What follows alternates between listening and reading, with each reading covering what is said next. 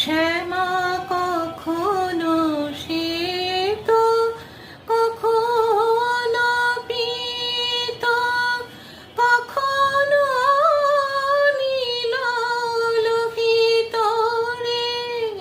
শ্যামা কখনো শ্বেত, কখনো পীত, কখনো নীল লোহিত রে।